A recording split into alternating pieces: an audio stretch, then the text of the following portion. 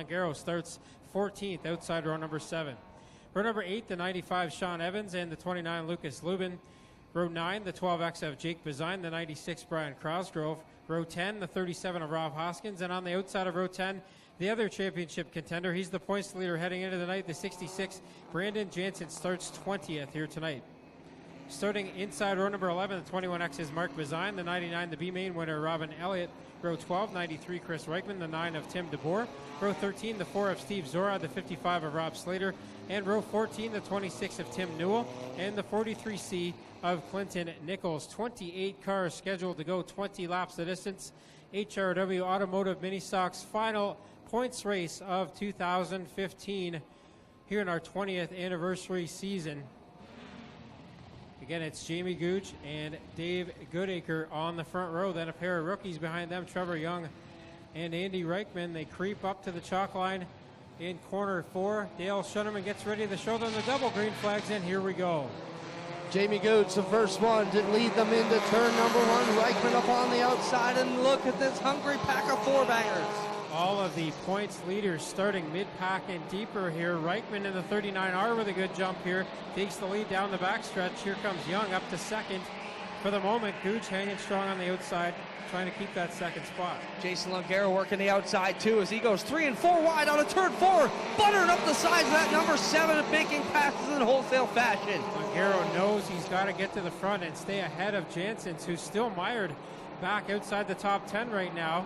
Jamie Gooch almost up into the corner 2 wall there as he falls back. 3 wide for the 4th spot with Longaro, Jansen's, and Dixon all in there. Here comes Jake Bazine and Mark Bazine as well. Track in fantastic shape here for the HRW Automotive 4-cylinder mini stocks as they bring it through. 1 and 2, Young up to the outside. John Jansen's on the bottom and Longaro in the middle as they chase after the Reichman 39 as Hodgson grabs the lead into 3. Yeah, Reichman got very sideways in corner 2. That let Hodgson take the lead over. Now Reichman again with problems in the 39, almost sideways in front of the field there.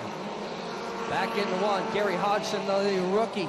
An older rookie here, having a great time in the mini stocks this season, working his way up in front, but Mark Bazine, another guy, second-year pilot here, who's been running excellent in that 21X. Older rookie is an understatement. Hodgson is 65 years old, been running full-time here and at Merrittville. So a busy race schedule for the rookie driver in the 49, holding a strong 3rd place right now.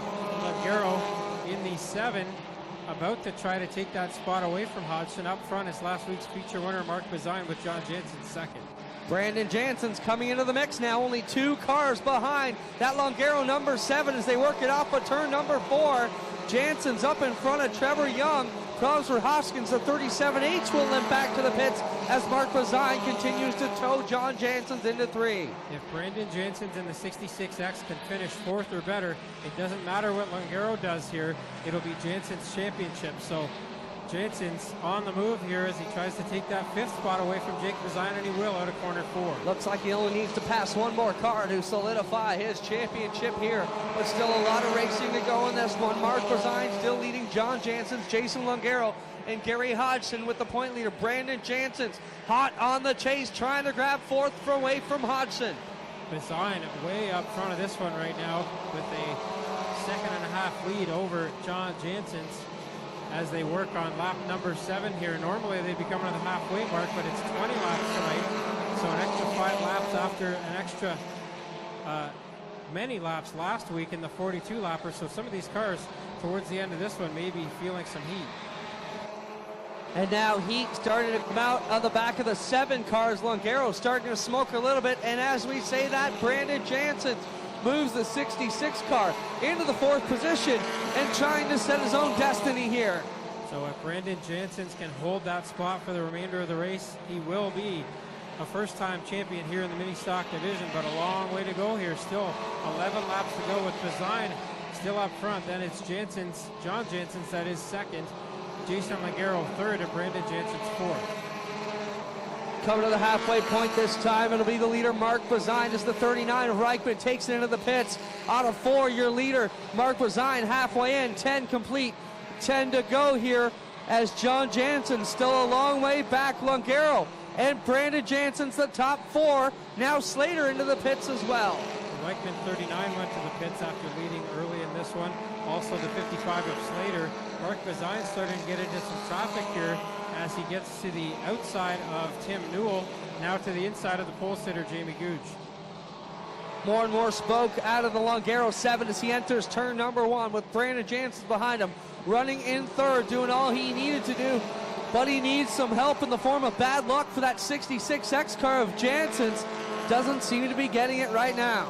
That car, the 66X, ran strong for all 42 laps last week on its way to a second place finish, so it's got to hang together for another 8 laps here to try to claim that championship. Up front, it is still Bazine as he puts a lap on Reichman in the 39, who's back on track. Also the 43C of Nichols going a lap down. Now Bazine sideways out of corner 4, but gathers it back up. Got a little bit loose, but he's still 3/4 to a full straightaway out in front of the John Jansen 66. Longaro smoking heavily in third. Brandon Jansen's 4th spot, but here comes Jake Bazine. Now, if he finishes 5th and Longaro finishes 3rd, how close are they, Tommy? They'd be close, but Jansen's in the 66X would still be the champ. So Longaro's got to move up here or get further away from Jansen's at least, or it's going to be Jansen's championship. Up front, it is still Bazine.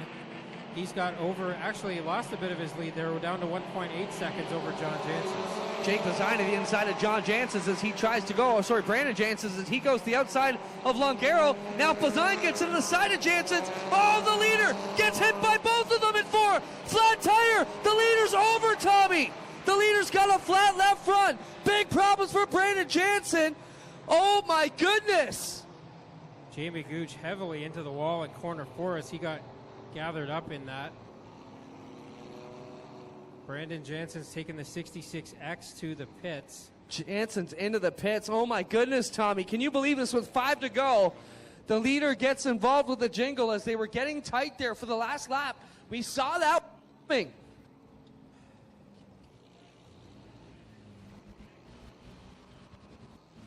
So the advantage for Jansen's here is it's going to take a minute for the safety crew to get the 76 of Googe gathered up here. Heavy contact for him into the wall coming out of corner 4. We'll make sure that the driver's okay here. We're getting a report Jamie Googe is okay, Tommy. We'll get over there and find out exactly what the problem is. But let's look at the repercussions of this one, Tommy. Jason Longaro still out here. Brandon Jansen shredded the left front and had some major front end damage on that car. If they can get the left front fixed and get back out, they may still have this championship. But he is going to have a huge field to come through here if they can get it back together. And that's a big if in itself. Yeah, and only 5 laps to do it. So things just got interesting here. Longaro, of course, got to keep that 7 underneath him for the last few laps. Smoke out of that car for most of this race. So things are definitely not over here for Jansen's or Longaro. Well, Tommy, some major front end damage here on the 76. Looks like the frame has shifted over. So they're going to need pretty much the rest of the season to get this one back together. Jamie okay. He gives a thumbs up that he's good. So Jamie Googe okay here in the 76, but I can tell you the front end of this, the front clip is pushed over a couple of inches at least, Tommy. So they're going to have some work to do in the offseason for sure. Well, they were thinking about going to Humberstone on Sunday, but I think that's unfortunately going to be out the window now. And here. Now, when it came over the radio to the officials and somebody said, well, that orange 7 is the point leader now, the radio back was, it doesn't matter. I wasn't looking at the points. The 7 car's leaking fluid. It needs to get attended to. So the big thing, though, Longaro should be able to get this one back out here. Can Jansen's get it back out here? Tommy, if neither of them make it out, who is in third coming into tonight? Another good question. Just a minute here. Chris Reichman, I think he might be too far back because they get at least 25 to start the feature. So the gap was 50 from Reichman to Jansen, so I don't think he's got a shot at it here. But we will go back to green here. 5 laps to go. We'll see if anybody comes streaking out of corner 3 here and back on the track. Longaro does come back to the speedway. Gonna certainly give him some more points than the Jansen 66X. Onto the back straightaway they go. Longaro back out here. Mark Bazine and John Jansen lead them here off of turn number 4. Design's got the lead. Jansen's, John, that is second. 3 wide for third between Hodgson, Elliott, and DeBoer. Elliott came from the B main. He's now almost clear of Hodgson for the third spot. More smoke out of the Longaro 7. I think he'll take that to the infield, or no, he'll stay out for the moment and stay green flag briefly here. As Bazine continues to lead with 3 to go, John Jansen's trying to chase him down. So Longaro is going to be black flag this time. No, he will pull it in down the back straightaway. Problems for Ritsky with a flat front on the 4 car. So Longaro did complete another lap there, so that may play into the finish. Up front with 2 to go, it's still Bazine. Second is Jansen's. Third, still up for grabs. Elliott has it. Hodgson fighting back, trying to take it back. Down the back chute they go. Mark Bazine into 3 and 4. Swings it wide, high, and handsome. White flag in the air. 1 more lap to go. Bazine looking for 2 in a row here. 42 laps last week. Just 20 here tonight for Bazine as he heads through corners 1 and 2 the final time. John Jansen's nowhere near able to catch him so far. Off of turn 3 and 4, he'll bring it around. The Art Hill Memorial winner and another feature win already this season. Mark Bazine wins the final points night here on Epic Raceway night ahead of John Jansen's. Robin Elliott, Gary Hodgson, and the DeBoer number 9. Great finish for him, as this one will finish hard and tough.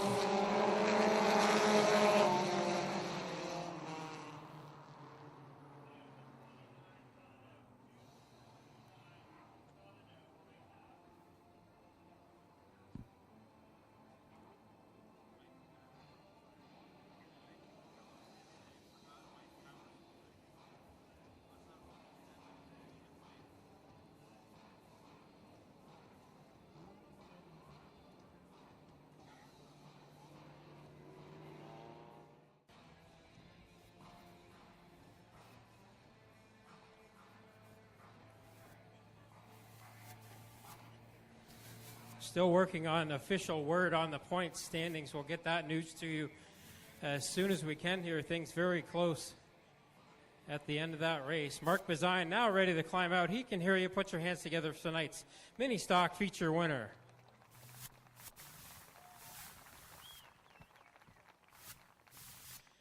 Took a week off 2 weeks ago, and now 2 feature wins in a row. I don't think you want this season to end. No, I've never seemed to have good luck winning 2 in a row, so it's nice to actually get it done. I'd like to clean sweep the rest of the year if I can. Well, 42 laps last week, just 20 tonight, but after last week, 20 laps has got to feel like a pretty long time for the car after getting heated up 2 weeks in a row like that. Yeah, I ended up putting a new motor in it for this week. I had 2 laps to go last week. I dropped a cylinder, and so I knew I'd have to do something. Good thing I had a backup motor, and it's just as fast. Who do you want to thank for getting here to Mobile One Victory Lane? I got to thank my wife, K-Ware Event Design in Caledonia, Caledonia Auto Supply, Starlight Engraving Caledonia, Court Farms, Jeffy's Fab Farm, Window Works, and Gale's Auto Aftermarket. That's Mark Bazine. He's your feature winner here tonight in the HRW Automotive Mini Stocks. We'll send it over to Clinton Jeffrey. He's got John Jansen's. Well, John, one of the Jansen brothers is going to be the champ this year. We just got word Brandon unofficially is the leader by 7 points after the end of that feature, so we'll finish getting the math, make sure everything's straight. Longaro tried to get a run back in, but his car just wouldn't last those last few laps. You want to talk about your second place, your brother being the champ? Yeah, I'd talk about my second place. I think I spent most of that second place watching that scoreboard to see what was going on behind me. I knew I had Jason there. I knew I had to keep him back there to give Brandon a hand, and I guess there was a little bit of tomfoolery on the track, but it sounds like it still worked out. So I'm pretty happy with the second, and that's holy smokes, we got the championship. That sounds awesome. Great way to cap off your season. Congrats, guys. Thank you. I'm sure we'll be talking to Brandon shortly. We're sent over to Tommy, who just stands by with Robin Elliott. Well, Robin Elliott from the B main to third place here tonight. You got to be tired after that one, but that was fun to watching you come from the back. Actually, I'm too full of adrenaline to notice any kind of fatigue at all. So. Who do you want to thank for getting you up here on the podium? Especially my parents, all my friends, my ex's daughter. She helps me a lot on the car. All my sponsors, Wismers, Gales, Cathcart, so many. There he is. That's Robin Elliott. He's third here tonight. Put your hands together for our podium finishers in the HRW Automotive Mini Stocks.